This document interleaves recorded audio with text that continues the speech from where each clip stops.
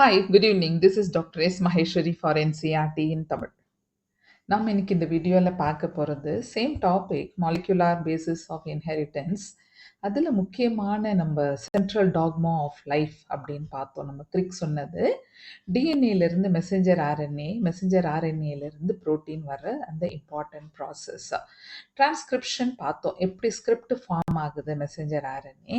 இதுக்கு நடுவில் அங்கேருந்து ஒரு டைரக்ட் கனெக்ஷன் கிடையாது. அப்போ யார் இதை கனெக்ட் பண்ணுறாங்க அப்படின்னு தெரிஞ்சுக்கிறதுக்காக நம்ம ஜெனட்டிக் கோட் அண்ட் டிஆர்என்ஏ எல்லாம் பற்றி பார்த்தோம். அப்புறம் நம்ம ப்ரோகேரியாட் யூகேரியாட்க்கு இருக்கிற டிஃப்ரென்ஸ் எல்லாம் படித்து முடித்தோம். இப்போ அடுத்த இம்பார்ட்டன்ட் ப்ராசஸாக கொண்டு வந்த கோட் எப்படி ப்ரோட்டீனாக மாறுது, எப்படி அமினோ ஆசிட் கொண்டு முத்து முத்தாக கோத்து ஒரு மாலையாக மாறுது அப்படிங்கிற மாதிரி ஒரு இது. ஸோ இதுக்கு முக்கியமாக வர ஒரு ஆள், இப்போ நம்ம ஒரு புரோட்டீன் மெஷினரி அப்படின்னு பார்த்தாலே டிஎன்ஏ, ஆர்என்ஏ, ரிபோசோம், அதுக்கப்புறம் இந்த ஜெனட்டிக் கோடு, ஆர்என்ஏல இருக்கிற டைப்ஸு எல்லாத்தையும் படிக்கிறோம். பேசிக்கலாக எல்லாத்தையும் படித்து முடிச்சுட்டு படித்தா அப்படியே கொஞ்சம் கோர்வையாக போகும். இங்கே கொஞ்சம் நம்ம பிரித்து போட்டிருக்கிறதுனால நம்மளும் அப்படியே படிக்க வேண்டிய கட்டாயம். ஸோ இப்போ நாம் இந்த டிரான்ஸ்லேஷனுக்குள்ளே போகும்போது ரிபோசோம் அப்படிங்கிற ஒரு ஆர்கனல் இல்லைன்னா டிரான்ஸ்லேஷனே நடக்காது. ஓகே, ரிபோசோம் இப்போ அப்படியே கொஞ்சம் ரீகலெக்ட் பண்ணி பார்த்துக்கோங்க. நம்ம சைட்டாலஜியில் படித்தோம், double membrane organelle, single membrane organelle and no membrane organelle அப்படின்னு ஒரு title. No membrane, there is no membrane at all, மெம்ப்ரெயினே இல்லாத ஒரு ஆர்கனெல்லாம் நம்ம ரிபோசோமையும் சென்ட்ரியோலையும் பார்த்தோம். இங்கே அந்த ரிபோசோம் அப்படின்னு சொன்னாலே புரோட்டீன் மெஷினரி தான், புரோட்டீன் சிந்தசிஸ் தான் அதோட முக்கியமான வேலை. ஏன்னா அதில் பல பகுதிகள் இருக்குது. இன்றைக்கி நாம் அதை பற்றியெல்லாம் தான் பார்க்க போகிறோம் இந்த டாபிக் டிரான்ஸ்லேஷனுக்குள்ளே. நான் டிரான்ஸ்லேஷன் மட்டுமே இன்றைக்கி அது மட்டுமே ஒரு வீடியோ, நம்ம லேக் ஓப்பரான்லாம் அடுத்த வீடியோவுக்கு போகலாம். டிரான்ஸ்லேஷனை நம்ம ஜென்ரலாகவே என்ன சொல்கிறோன்னா, process of polymerization of amino acids to form polypeptide. Okay, amino acids எல்லாம் சேர்ந்து ஒரு ப்ரோட்டீனை ஃபார்ம் பண்ணுறது. இதுக்கு யாரெல்லாம் முக்கியமாக துணைக்கு வராங்க அப்படின்னா ரிபோசோம் இருக்காங்க, டிஆர்என்ஏ இருக்கிறாங்க. ஸோ இந்த பேஜில் இருக்கிற இந்த பேராகிராஃப்ஸ் எல்லாம் கொஞ்சம் லென்த்தியாக கொஞ்சம் போல் சுற்றி வரா மாதிரி இருக்கிறதுனால ஒரு ஜிஸ்டாக நான் சொல்லிடுறேன், அதுக்கப்புறம் நாம் படிப்போம். இப்போ சிம்பிளாக ஒரு டயக்ராம் போடலாம் அப்படின்னு பார்த்தீங்கன்னா, இப்போ நம்ம ரிபோசோம் இப்படி இருக்குது, ஒரு லார்ஜர் சப்யூனிட், அதுக்கப்புறம் ஒரு ஸ்மாலர் சப்யூனிட் இப்படி இருக்குது. யூகேரியாட்டிக் ரிபோசோம் எடுத்துக்கிட்டிங்கன்னா 60S அப்புறம் 40S, ஸ்விட்ச்பர்க் யூனிட், செடிமெண்டேஷன் கோஎஃபிஷியன்ட்னு. ப்ரோகேரியாட்டிக் எடுத்துக்கிட்டிங்கன்னா 50S அண்ட் 30Sல இருக்கும். ஸோ இது 2 சப்யூனிட், இந்த 2 சப்யூனிட்டும் சைட்டோபிளாசமில் ஃப்ரீயாக சுற்றிக்கிட்டு இருக்குது.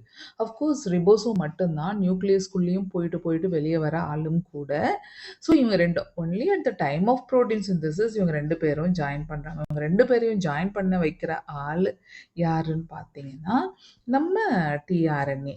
ஓகே, ஸோ டிஆர்என்ஏல நேற்றே பார்த்தோம், இங்கே ஆன்டிகோடான் லூப்பு, அதுக்கப்புறம் இங்கே டிசைசி லூப்பு, இங்கே டைஹைட்ராக்சியூரிடின் சைட்டு, இந்த பக்கம் பார்த்தீங்கன்னா உங்களுக்கு 3H and OH CCA end அப்படின்னு ஒன்று பார்த்தோம். ஸோ இந்த பக்கம் 5 நான் இந்த இதில் போட்டிருக்கேன். ஸோ இங்கே CCA எண்டில் 3' OH, இப்படி ஒரு ஸ்ட்ரக்சர் பார்த்தோம். இவங்க 2 பேரையும் ஜாயின் பண்ண வைக்கிற ஆள் யாருன்னா டிஆர்என்ஏ. இவங்க தான் இங்கே அடாப்டர் மாலிக்யூலாக இருக்காங்க. Okay, so tRNA act as an adapter அப்படின்னு பார்த்தோம். ஸோ முக்கியமாக ரிபோசோம் இருக்கணும், டிஆர்என்ஏ இருக்கணும், இது எல்லாத்துக்கும் தெரிஞ்சுக்கணும்.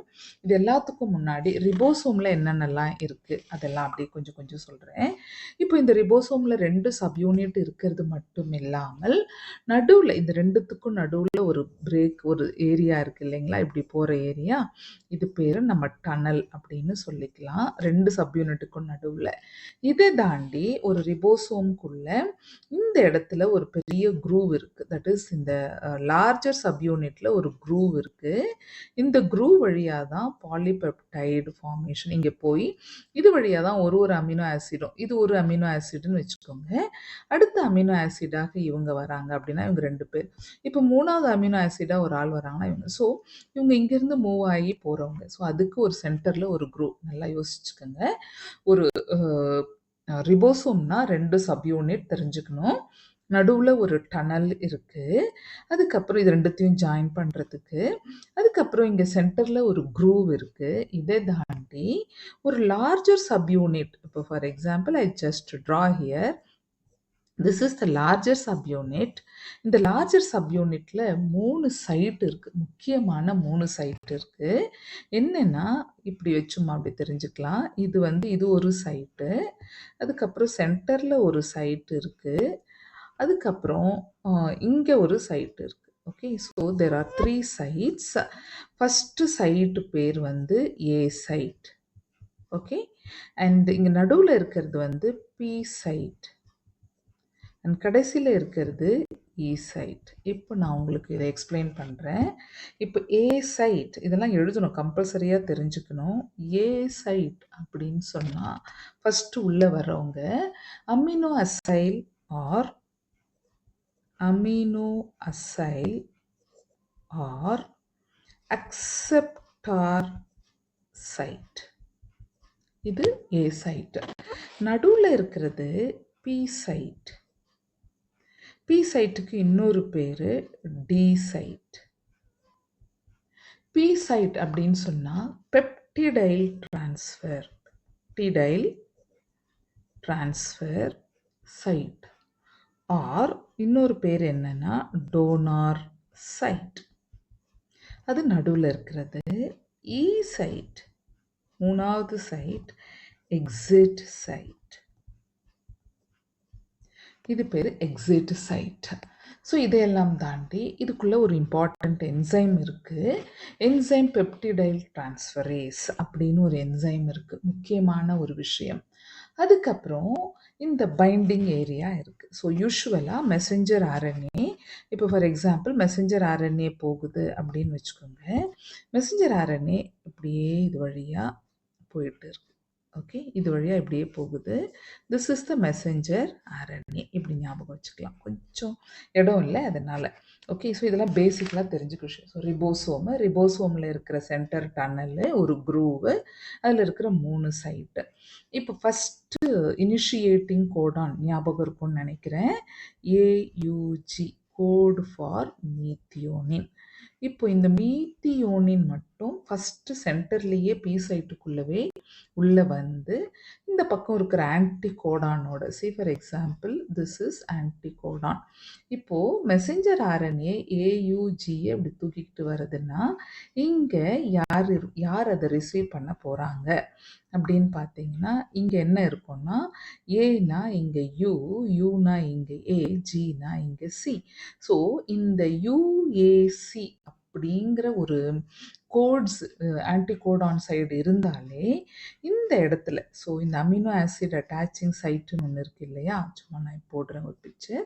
இந்த இடத்துல அமினோ ஆசிட் அட்டாச்சிங் சைட் இருக்குல்ல, இந்த அமினோ ஆசிட் அட்டாச்சிங் சைட்டு அந்த particular amino acid that is A U G இங்கே இப்போ இந்த கோட்ஸ் இருக்கும்போதே, இந்த ஆன்டிகோடான்ஸ் இருக்கும்போதே இது it is going to fix only with ஏயுஜின்னு தெரிஞ்சு அது வந்து இந்த இடத்துல மீத்தியோனினை பிக்கப் பண்ணுது. இங்கே சைட்டோபிளாசம்ல இருந்து மீத்தியோனினை பிக்கப் பண்ணிடும். இதை தான் நம்ம சார்ஜிங் ஆஃப் டிஆர்என்ஏன்னு சொல்கிறோம். ஸோ அமினோ ஆசிடோட உள்ளே வருது.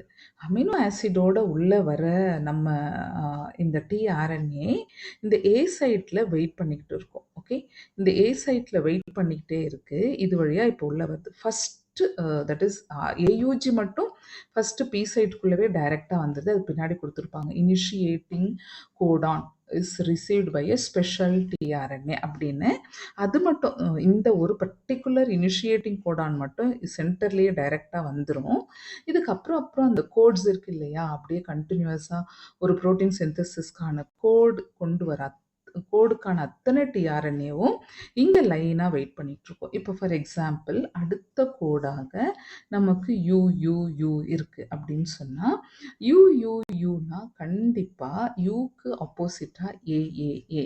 ஸோ இப்போ பின்னாடி இந்த இடத்துல ஏஏஏன்னு வச்சுருக்க ஆன்டிகோடான் வச்சுருக்க டிஆர்என்ஏ இங்கே வெயிட் பண்ணிக்கிட்டு இருக்கோம்.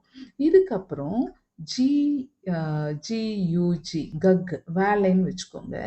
இப்போ சிஏசி சிஏசி வச்சுட்டு இருக்க அடுத்த டிஆர்என்ஏ 3வதா லைன்ல இங்க வெயிட் பண்ணிக்கிட்டு இருக்கு.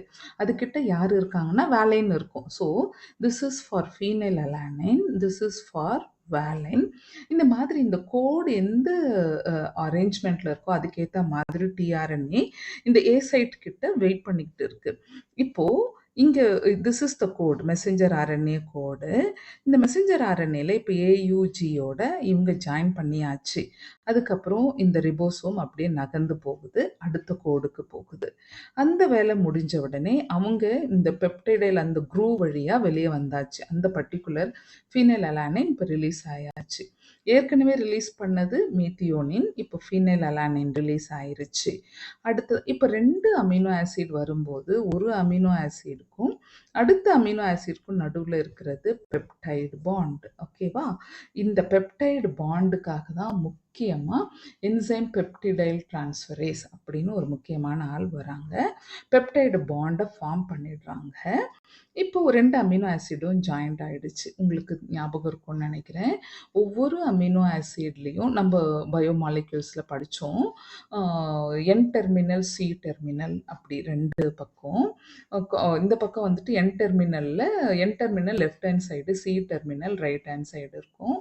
ஸோ இந்த பக்கம் என் டெர்மினல், இந்த பக்கம் சி டெர்மினல், COOH இருக்கும். ஸோ கார்பாக்சைல், இந்த பக்கம் NH2 இப்படி இருக்குன்னு வச்சுக்கோங்க. இந்த என் டெர்மினல்ல இவங்க ஜாயின் பண்ண போறாங்க. அடுத்த COOH குரூப் ஜாயின் பண்ண போது இப்படி ஜாயின் பண்ணும்போது ஒரு வாட்டர் மாலிக்யூல் ரிமூவ் ஆகும். Okay, so this is left hand side, this is right hand side. இது ரெண்டுத்துக்கும் நடுவில் இப்போ வந்து ஜாயின் பண்ணுறாங்க. இப்போ ஜாயின் பண்ணும்போது ஃபார்ம் ஆகிற பெப்டைடுக்காக தான் இந்த பெப்டிடைல் டிரான்ஸ்ஃபரேஸ் இருக்குது. ஸோ அது பி சைட். இப்போது இது வழியாக 2 அமினோ ஆசிட் வெளியே போய் பெப்டைட். ஸோ வந்த வேலை முடிஞ்சிருச்சு டிஆர்என்ஏக்கு. அவங்க இந்த இ சைட் வழியாக, எக்ஸிட் சைட் வழியாக வெளியே போயிடுறாங்க. ஸோ கண்டினியூஸாக இப்போது ஃபார் எக்ஸாம்பிள் நமக்கு இந்த கோட்ஸ் வந்து ஒரு ஒரு ஒரு 30 கோடு இருக்குது அப்படின்னு வச்சுக்கோங்க. 30 கோட் அப்படின்னு சொன்னால் 10 அமினோ ஆசிட்ஸ் ஃபார்ம் ஆகணும். 10 டிஆர்என்ஏ இந்த இந்த சீக்வன்ஸில் ஏ சைட் கிட்ட லைனாக வெயிட் பண்ணிட்டு இருப்பாங்க. ஸோ இப்படி this is 5 prime and this is 3 prime. இவன் இப்படி இருக்கான். ரிபோசோம் ஒரு கோட் தாண்டி அப்படியே மூவ் ஆகிட்டே போயிட்டே இருக்காங்க. டிரான்ஸ்லேஷன் ப்ராசஸ் முடிஞ்சிருது. இதுதான் கதை. இப்போ அத்தனையும் முடியும் போது கடைசியா என்னன்னா உங்க டெர்மினேட்டிங் கோடான் வருது. இந்த யூஏஜி ஆர் யூஜிஏ ஆர் அதெல்லாம் வருது. அதை ரிசீவ் பண்ண டிஆர்என்ஏ கிடையாது. ஸோ டெர்மினேஷன் கோடானுக்கு டிஆர்என்ஏ இல்லாததுனால முடிஞ்சிருச்சு. இப்போ என்னன்னா புரோட்டீன் சிந்தசிஸே முடியுது. அப்போது there is a releasing factor, RF factor 1, 2, 3ன்னு இருக்குது. நமக்கு அவ்வளோ டீட்டெயில் இங்கே போடலை. அந்த ரிலீசிங் ஃபேக்டர் வந்த உடனே ஓகே வேலை முடிஞ்சிருச்சு, ப்ரோட்டீன் சிந்தசிஸ் ஆயிடுச்சுன்னு அது ஒரு கன்க்ளூஷனுக்கு வந்து 2 சப்யூனிட்டும் தனித்தனியாக பிரிஞ்சு அது வேலையை பார்க்க போயிடுது. இவ்வளோதான் கதை டிரான்ஸ்லேஷனில். இப்போ நாம் படிப்போம். Translation refers to the process of polymerization of amino acids to form a polypeptide. The order and sequence of amino acids are defined by the sequence of bases in the messenger RNA. Messenger RNA ல என்ன script இருக்கோ அதுக்கேற்ற மாதிரி தான் amino acid form ஆகும். The amino acids are joined by a bond which is known as a peptide bond. Okay, formation of a peptide bond require energy. Therefore, in the first phase itself, amino acids are activated in the presence of ATP and linked to their cognate tRNA. அதனால இது tRNAல அங்கவே fix பண்ணிக்குது, வாங்கிக்குது. A process commonly called as charging of tRNA or amino acylation of a tRNA to be more specific. So இவங்க சைட்டோபிளாசம்ல இருந்து இந்த tRNAவோட amino acid attaching site receives a particular amino acid depend on the code, anticodon. எந்த anticodon இருக்கோ அதுக்கு எங்கே போய் எந்த கோடில் ஜாயின் பண்ண போது அதுக்கான அமினோ ஆசிடை அது receive பண்ணிக்குது. If two such charged tRNAs are brought close enough, the formation of peptide bond between them be easily formed, would be favored energetically. The presence of a catalyst would enhance the rate of peptide bond formation. இப்போ இங்க catalyst யார் இருக்காங்க அப்படின்னு பார்த்தீங்கன்னா peptidyl transferase.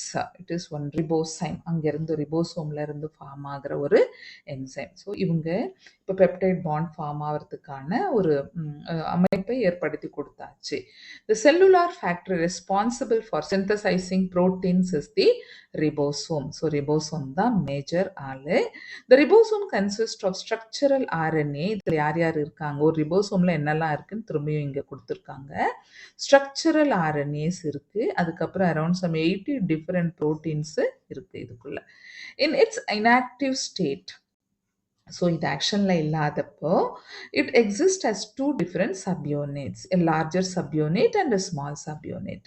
When the small subunit encounters and messenger RNA, கொஞ்சம் நல்லா பார்த்துக்கோங்க, messenger RNA யாரோட ஜாயின் பண்ணுறாங்க, ஸ்மால் சப்யூனிட்டா இல்லை லார்ஜர் சப்யூனிட்டானா, இங்கேயும் டயக்ராமில் பாருங்கள், this is 60S area, this is 40S area.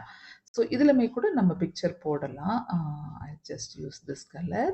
So இங்கே பார்த்தீங்கன்னா இப்படி ஒரு சைட் வச்சுக்கோங்க ஞாபகம். திஸ் இஸ் ஏ சைட், சென்டரில் இருக்கிற சைட்டு பி சைட், இந்த இடத்துல இருக்கிறது E site. Okay, acceptor site, peptidyl site, இங்கே இ சைட், 3 பேர். இதுக்கு சென்டரில் there will be a small groove. இந்த க்ரூவ் இருக்கும் சென்டரில், அப்படியே ஒரு க்ரூவ் இருக்கும். இந்த க்ரூவ் வழியாக தான் இந்த ஃபார்ம் ஆகிற அமினோ ஆசிட் அப்படியே அது வெளியே போகிறது. அதுக்கப்புறம் என்னதோ இது வழியாக இந்த C5' to 3' இந்த பக்கம் இந்த ஸ்மாலர் சப்யூனிட்ல தான் messenger RNAs encounters and messenger RNA small. The process of translation of the messenger RNA to protein begins. இவங்க உள்ள வந்தோடனே protein synthesis begin ஆயிடுச்சு. There are 2 sides in the larger subunit. So இங்க 3 வரணும் actually. For subsequent amino acid to bind to and thus be close enough to each other for the formation of a peptide bond. உள்ள வர்றது peptide bond form ஆகிறதுக்கு ஒரு குரூவ்ல இருந்து வெளியே போகிறதுக்கு இருக்கு. The ribosome also act as a catalyst. 23S rRNA in bacteria is the enzyme ribozyme. So this act like a catalyst for the formation of peptide bond.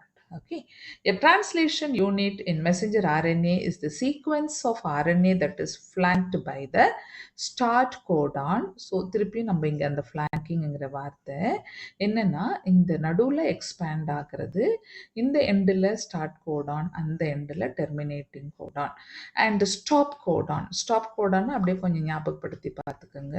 UAG, UGA, UAA, இவங்க 3 பேரும் terminating codons and codes for polypeptide.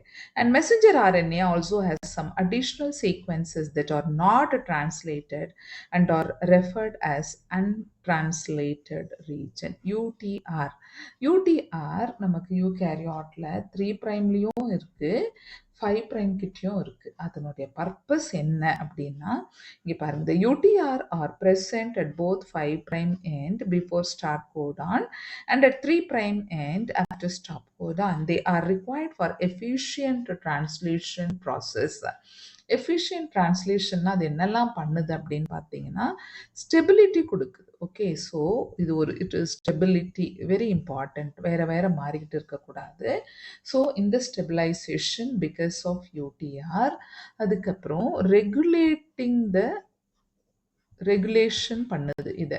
ஏன்னா கிடுகிடுன்னு நடந்து கடகட நடத்தி quotes மாறாமல் இருக்க கரெக்டாக வேணுன்றதை கொடுக்கறது. நம்ம ரெகுலேட்டார்னா என்னன்னு பின்னாடி பார்ப்போம். So the regulation for the protein synthesis. அதுக்கப்புறம் இந்த எம்ஆர்என்ஏ இவ்வளோ இங்கே தான் இருக்குது, இவ்வளோ தான் நகரணும், லோக்கலைசேஷன் அப்படின்னு சொல்லுவோம். இதை என்னன்னா, இப்போ இந்த what is that, this ribosome இப்படி மூவ் ஆகுதுன்னா கரெக்டாக அதுக்கேற்ற மாதிரி ஃபிட் பண்ணுறது, இந்த கோட்ஸை கரெக்டாக ஃபிட் பண்ணி அந்த கோடோட ஆன்டிகோடானோட ஃபிக்ஸ் பண்ண, ஸோ லோக்கலைசேஷனுக்கும். ஸோ திஸ் கிவ்ஸ் ஒரு efficient translation process because of UTR which is present on both the primes. 5லையும் இருக்குது, 3லையும் இருக்குது. For initiation, the ribosome binds to the messenger RNA at the start codon AUG that is recognized only by the initiator tRNA. இது மட்டும்தான் ஒரே ஒரு இது. யூஸ்வலா ஏல வந்து ஏ வழியா உள்ள வருது, பி வழியா பெப்டிடைல் டிரான்ஸ்ஃபரேஸ் இது வழியா வெளியே போகுது ஒரு அமினோ ஆசிட். வேலை முடிஞ்சோடனே டிஆர்என்ஏ இ வழியா வெளியே போகணும். ஸோ இப்போ பின்னாடி வெயிட் பண்ணிட்டு இருக்க செகண்ட் டிஆர்என்ஏ உள்ள வருது, திருப்பியும் அடுத்த கோடை ரெடி பண்ணுது. இப்போ அடுத்த கோடுனா it just make like this, இதோட இப்போ ஜாயின் ஆயிடுச்சு. Third code which is formed like this, இப்போ இப்படி ஃபார்ம் பண்ணிருச்சு, இதை ஜாயின் பண்ணிருச்சு. ஸோ இப்படி போய் போய் ஜாயின் பண்ணிட்டு எக்ஸிட் ஆகுது. ஆனால் ஃபர்ஸ்ட் ஃபார்ம் ஆகுற ஏயுஜிக்கு வர கோட் மட்டும் இந்த ப்ரோட்டீன்ல இருந்து அப்படியே இந்த பி சைட்ல இருந்து அப்படியே உள்ள வந்து அந்த இனிஷியேட் பண்ணிட்டு போயிடுச்சு. The ribosome proceeds to the elongation phase of protein synthesis. During this stage, complexes composed of amino acid linked to tRNA sequentially bind to the appropriate codon in messenger RNA by forming complementary base pair with the tRNA anticodon. திரும்பவும் அதே தான் சொல்றாங்க, charging சொல்றாங்க. வழியில tRNA அந்த amino ஆசிடை தூக்கிக்கிட்டு வருது, sequentially find to the சீக்வென்ஷியலாக இந்த என்ன கோடு இருக்கோ அந்த கோடுக்கு ஏற்ற மாதிரி கரெக்டாக லைனாக வெயிட் பண்ணிக்கிட்டே இருக்கும். அதுக்கப்புறம் ஆன்டிகோடானோட பைண்ட் பண்ணிருச்சு, அமினோ ஆசிடை ரிலீஸ் பண்ணிருச்சு. The ribosome moves from codon to codon along the messenger RNA. So code move ஆகல, மெசஞ்சர் ஆர்என்ஏ மூவ் ஆகல, ரிபோசோம் ஒரு ஒரு கோட்ல இருந்து அடுத்த கோடுக்கு இந்த டிரெக்ஷன்ல மூவ் ஆகுது.